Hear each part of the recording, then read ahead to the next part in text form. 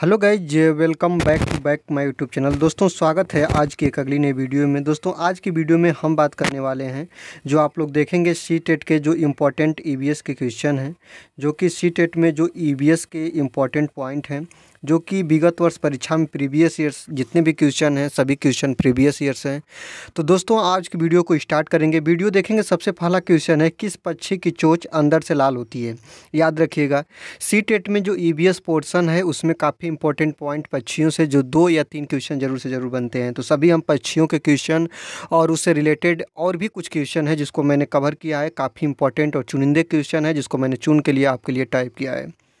याद रखेंगे, किस पक्षी की चोंच अंदर से लाल होती है? तो याद रखिएगा, इसका जो करेक्ट होगा कलचीड़ी। कलचीड़ी की जो चोंच होती है वो अंदर से लाल होती है। बात करेंगे गौरैया की, तो गौरैया जो होती है, गौरैया जो घर की पक्षी कहलाती है। यह जो घोंसला होती है घर में, दीवालों में, या कहीं भी अलमारी के पीछे, इसके बाद आईने के पीछे, शीशे के पीछे बनाती है गौरैया। कौवा जो होती है, कौवा जो होता है वो ऊंची डाल पर अपना घोंसला बनाता है, और कोयल जो होती है वो अपना घोंसला नहीं बनाती है, इसके लिए प्रसिद्ध होती है। कोयल जो अपना बच्चा कौवे के घोंसले में देती है, इस बात को याद रखिएगा, ये भी बात बना हुआ है। आगे देखते हैं, कक्षा 5 की पर्यावरण अध्ययन की पाठ्य पुस्तक का एक पाठ, उसी से ठंडा उसी से गर्म, जो कि डॉक्टर जाकिर हुसैन द्वारा लिखी गई एक कहानी है। उन्होंने बच्चों के लिए ऐसी कई कहानियाँ लिखी, इनकी मृत्यु के समय वे थे। तो याद रखिएगा, जो जाकिर हुसैन थे वह भारत के राष्ट्रपति थे, और राष्ट्रपति पद पर रहते हुए ही इनको, पहले तो इनको प्लेग की समस्या थी, लेकिन हार्ट अटैक से मृत्यु हो गई। ये अपने राष्ट्रपति पद पर ही थे तो इनकी मृत्यु हो गई, और बच्चों के लिए कहानियाँ लिखने का भी काम करते थे, उसी से ठंडा उसी से गर्म। और डॉक्टर जाकिर हुसैन जो कि राष्ट्रपति पद पर ही थे तो इनकी मृत्यु हो गई। आगे देखते हैं, रेहाना अपने परिवार के साथ केरल जाती है। एक लड़की है जिसका नाम रेहाना है, और अपने परिवार के साथ केरल जाती है। वे वहाँ उसे ऊंचे वृक्ष दिखाई पड़ते हैं, जो उसके गृह नगर शिमला के ऊंचे वृक्षों से भिन्न है। याद रखिएगा, वो शिमला की रहने वाली है, उसका नाम जो है रेहाना है, और वो जाती है कहाँ पे? केरल, जहाँ पे वह ऊंचे ऊंचे वृक्ष दिखती है। और वह कौन से वृक्ष होंगे आपको अनुमान लगा के बताना है। दोस्तों, बता दें, जो केरल की बात है, केरल में कौन सा वृक्ष पाया जाता है? नारियल। याद रखिएगा, केरल में मलयालम भाषा बोली जाती है, साक्षरता दर सबसे ज़्यादा है, लिंगानुपात लड़कियों की संख्या भी ज़्यादा है। और याद रखिएगा, वह कौन सा वृक्ष हो सकता है प्यारे? तो नारियल का, ये भी याद रखिएगा। और केरल में ही नारियल के तेल में तली हुई मछली लोग खाना पसंद करते हैं, ये भी बात याद रखिएगा। सी टेट का चुनिंदा प्रश्न है। आगे देखिएगा, कौन सा पक्षी अपना घोंसला अलमारी के ऊपर या आईने के पीछे बनाता है? अभी बताया हूँ, उस पक्षी का नाम गौरैया है। गौरैया ऐसी पक्षी है कि जो अपना घोंसला जो होती है वह अलमारी के पीछे या आईने के पीछे बनाती है, या घर में, या बिगड़े या टूटे फूटे घर खंडहर में अपना घोंसला बनाती है। याद रखिएगा। आगे देखते हैं, कक्षा 4 की एक शिक्षिका शिक्षार्थियों से कहती है कि वे अपने कार्यपत्रक, अवलोकन, रिपोर्ट और सत्र से एकत्रित की गई सामग्री को एक फोल्डर में डाल दें। इन फोल्डरों को कहा जाता है, याद रखिएगा, इन फोल्डरों को प्यारे, काफ़ी चुनिंदा और अटंत क्वेश्चन याद रखिए। ये हर बार लगभग पूछता है, चाहे वह सीडीपी हो, चाहे आपका हिंदी हो, चाहे ईवीएस हो, तीनों में से एक पोर्शन में ज़रूर से ज़रूर पूछ लेता है। इसको हम पोर्टफोलियो बोलते हैं। और पोर्टफोलियो जो होता है वह बच्चों की उपलब्धियों की एक फ़ाइल होती है। याद रखिएगा, एक फ़ाइल होती है जो बच्चों की उसमें उपलब्धि लिखी जाती है, इस बात को याद रखिएगा। पोर्टफोलियो जो इसी में कहा है कि वे अपने कार्यपत्रक का अवलोकन, रिपोर्ट, इस सत्र में एकत्रित की गई सामग्री को एक फोल्डर में डाल देते हैं, और इस फोल्डर को क्या कहा जाता है दोस्तों? पोर्टफोलियो कहा जाता है, इसे याद रखिएगा। आगे देखते हैं, कौन सा पक्षी ऊंची डाल पर घोंसला बनाता है? अभी मैं बताया हूँ, कौवा। कौवा ऐसा पक्षी है जो कि पेड़ की ऊंची डाली पर घोंसला बनाता है। ऑप्शन नंबर बी आपका करेक्ट आंसर हो जाएगा। जो दर्जी चिड़िया है, इसको, ये जो होती है वो पत्ते से सिलकर घर बनाती है, इसलिए इसे दर्जी चिड़िया बोलते हैं। ठीक ना, याद रखिएगा।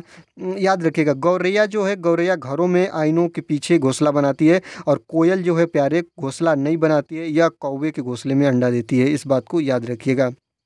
आगे देखते हैं, पर्यावरण अध्ययन की पाठ्य पुस्तक में प्रयुक्त भाषा। पर्यावरण अध्ययन के पाठ्य पुस्तक में कौन सी भाषा प्रयुक्त होनी चाहिए? ऑप्शन 1 है, रूखी, बच्चों के द्वारा समझने में कठिन होनी चाहिए। याद रखें, कठिन तो बात होनी नहीं चाहिए, इसलिए ऑप्शन 1 गलत हो गया। आगे देखते हैं, परिभाषाओं पर बल देते हुए औपचारिक बनाई जानी चाहिए, तकनीकी और औपचारिक होनी चाहिए, बच्चों के दिन प्रतिदिन की भाषा से संबंध होनी चाहिए। याद रखिएगा, ये 3 नंबर भी गलत, 2 नंबर भी गलत। बच्चों के जब परिवेश या बच्चों की दिनचर्या की भाषा से जोड़कर कोई भी चीज़ सिखाया जाएगा तो बच्चा बहुत जल्दी से उसको कवर करेगा, सीख जाएगा। आगे देखते हैं, शिक्षक को इन उत्तरों का सामना किस प्रकार करना चाहिए, याद रखिएगा। उनके विचारों तक पुनः पहुंचने के लिए चर्चा प्रारंभ करें। बच्चों को बता दें कि वे गलत हैं, कभी ये बताना नहीं है। जल चक्र का एक मानक चार्ट प्रदर्शित करें। मानक जैसी बात ये नेगेटिव वर्ड है। वाष्पीकरण की परिभाषा दें और बच्चों को उसे रखने के लिए कहें। याद रखिएगा, जब देखेंगे कि शिक्षक को इन उत्तरों का सामना किस प्रकार करना चाहिए, जब ऐसे प्रश्न लगे तो याद रखिएगा उस पर एक चर्चा प्रारंभ कर देनी चाहिए। दोस्तों, ऑप्शन नंबर 1 आपका करेक्ट आंसर हो जाएगा। आगे देखते हैं, निम्नलिखित में से कौन सा पक्षी कैक्टस पौधे के कांटों के बीच अपना घोंसला बनाता है? तो फाख्ता पक्षी। फाख्ता पक्षी जो होता है वह कांटों के बीच घोंसला बनाने का काम करता है। याद रखिएगा, ऑप्शन नंबर 1 आपका करेक्ट आंसर हो जाएगा। आगे देखेंगे, ईबीएस में मानचित्रण कौशल। ईबीएस में मानचित्रण कौशल का क्या महत्व है? तो रिकॉर्डिंग कौशल को विकसित करना। याद रखें, रिकॉर्डिंग कौशल से मतलब नहीं है प्यारे। स्थानों की सापेक्ष स्थिति को समझ को विकसित करना। जो आप लोग देखेंगे, जो ये आप देख रहे हैं, किसी स्थान के सापेक्ष स्थिति की समझ को विकसित करना, ये तो बात सही है। लैंडस्केप खींचने के लिए कौशल को विकसित करना, पूर्वानुमान और गणना के कौशल को विकसित करना, ये भी गलत। ऑप्शन नंबर 2 आपका करेक्ट हो जाएगा। ईबीएस में मानचित्र का जो कौशल होता है वह स्थानों के सापेक्ष स्थिति की समझ को विकसित करना होता है। ऑप्शन नंबर 2 आपका करेक्ट आंसर हो जाएगा। आगे देखते हैं, ईबीएस की एकीकृत प्रकृति सहायक है। ईबीएस की जो एकीकृत प्रकृति है वह किसमें सहायक है? शिक्षार्थियों केंद्रित उपागम का पालन करने और संकल्पनाओं की अधिक संख्या का परिचय देने में, दी गई सूचनाओं को विवरण में सीखने में, पाठ्यचर्या के भार को कम करने और विशिष्ट प्रकरण को पेश करने में। पाठ्यचर्या के भार को कम और शिक्षार्थियों को सार्थकता पूर्वक सीखने में। याद रखिएगा, जब सबको आप देखेंगे तो सब में इम्पॉर्टेंट जो पॉइंट है दोस्तों यहाँ पे याद रखिए, जो पाठ्यचर्या के भार को कम करना और शिक्षार्थियों को सार्थकता पूर्वक किसी बात को सीखने में ईबीएस की जो एकीकृत प्रकृति सहायक होती है, इसको याद रखिएगा। चलिए आगे देखते हैं, पक्षी अपना घोंसला क्यों बनाते हैं? तो पक्षी जो घोंसला बनाते हैं, इसमें देखिएगा, रहने के लिए, अंडे देने के लिए। ए और बी में 50-50% बच्चे होंगे कि जो कि इसमें भ्रमित हो जाएंगे, लेकिन याद रखिएगा जो पक्षी होते हैं वो घोंसला अंडे देने के लिए बनाते हैं। ऑप्शन नंबर बी आपका करेक्ट हो जाएगा एनसीईआरटी के अनुसार। याद रखिएगा, हमारे देश का संविधान निम्नलिखित में से किसके नेतृत्व में बना है? आपको याद होगा, डॉक्टर भीमराव अंबेडकर साहब के नेतृत्व में अपने देश का संविधान लिखा गया है। 2 वर्ष 11 माह 18 दिन लगे हैं, इस बातों को याद रखिएगा। आगे देखते हैं, पोचमपल्ली भारत के दक्षिण राज्य का एक कस्बा है जो सुंदरता से डिजाइन की गई चमकदार रंगों की पोचमपल्ली साड़ियाँ और विशेष प्रकार की बुनाई, जिसे भी पोचमपल्ली ही कहते हैं, के लिए प्रसिद्ध है। यह कस्बा अब किस राज्य का हिस्सा है? तो यह जो कस्बा है दोस्तों वह अब तेलंगाना का हिस्सा है। ऑप्शन नंबर 1 आपका करेक्ट आंसर हो जाएगा। किसका हिस्सा है? तेलंगाना का। पहले यह आंध्र प्रदेश का था, अब तेलंगाना का हो गया है, ये भी बात को याद रखिएगा। आगे देखते हैं, आप एक एकीकृत ईवीएस कक्षा के लिए कैसे योजना बनाएंगे? तो विज्ञान और सामाजिक विज्ञान के लिए अलग अलग अध्यापक का प्रबंध करेंगे। पर्यावरण विज्ञान के लिए अलग अध्यापक का आप प्रबंध करेंगे। एक पाठ में दो या दो से अधिक क्षेत्रों को मिलाएंगे। अलग योजना में सभी विषयों को संलग्न करेंगे। जो ऑप्शन नंबर 4 देखेंगे, अलग योजना में सभी विषयों को संलग्न करने की बात कह दे। और ऑप्शन नंबर 3 का है कि एक पाठ में 2 या 2 से अधिक क्षेत्रों को मिलाएंगे। जब ऐसी बात कह दे तो आपका ऑप्शन नंबर 3 आपका करेक्ट आंसर हो जाएगा। एकीकृत ईवीएस कक्षा के लिए कैसे योजना बनाएंगे? तो एक पाठ में 2 या 2 से अधिक विषय क्षेत्र को मिलाएंगे। इस बात को याद रखिएगा। अलग अलग बात कहा है इसलिए गलत हो जाएगा, और यहाँ पे अलग अध्यापक का प्रबंध की बात कहा है, गलत हो जाएगा, और इसमें भी अलग अलग अध्यापक की बात कहा है इसलिए गलत हो जाएगा। जब आप ऑप्शन देखेंगे तो इसको आप करेक्ट करेंगे। आगे देखिए, स्टेलेक्जाइट एवं स्टेलेग्माइट में निक्षेपण होता है, किसमें होता है दोस्तों? तो ये सिलिका में होता है। मैं पहले भी आपको बता दिया हूँ, ये 2 बार प्रश्न पूछा हुआ है इसलिए मैं इसको ले लिया। काफ़ी टेढ़ा प्रश्न है। निम्न में से कौन वायु प्रदूषण का एक उदाहरण है?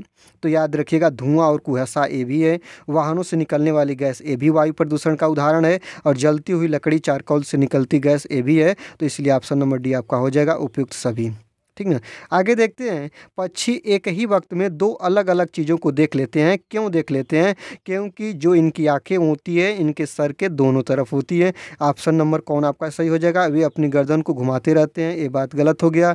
इनके सिर के दोनों तरफ आंखें होती है। ऑप्शन नंबर बी आपका करेक्ट आंसर हो जाएगा। इस बात को याद रखिएगा। आगे देखेंगे कौन सा पक्षी अपना घोंसला नहीं बनाता है। अभी मैं बताया हूँ, वह पक्षी का नाम है कोयल। कोयल जो है अपना घोंसला नहीं बनाती है, यह कौवे के घोंसले में अंडे देने का कार्य करती है, इस बात को याद रखिएगा। भारत तथा दूसरे देशों में प्रदूषण को रोकने के लिए बनाए गए नियम का प्रयोग रोकता है।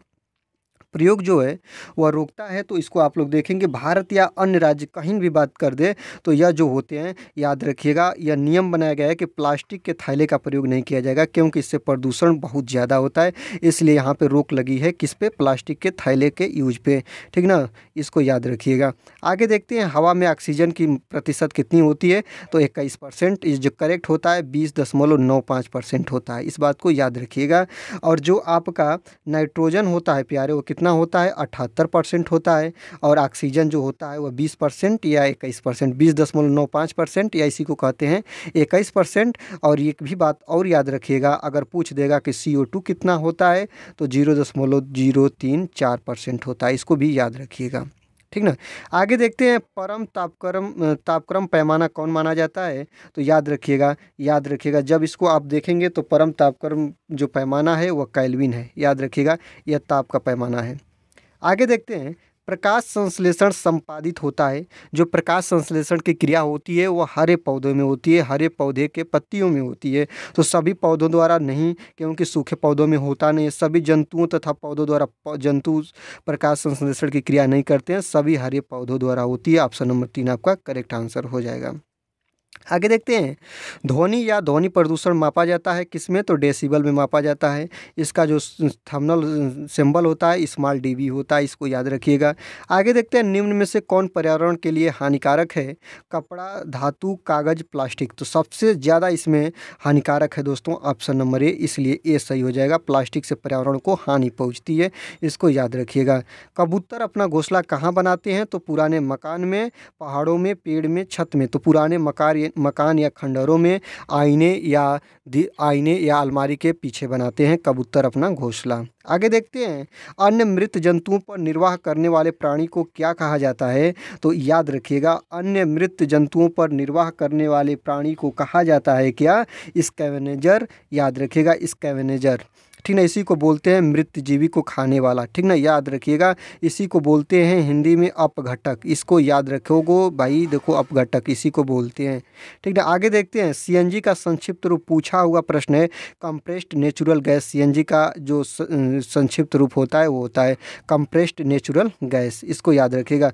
पर्यावरण शिक्षा केंद्र कहाँ स्थित है, तो याद रखिएगा यह गुजरात में स्थित है, गुजरात के अहमदाबाद में। ऑप्शन नंबर ये आपका करेक्ट आंसर हो जाएगा, पर्यावरण शिक्षा केंद्र।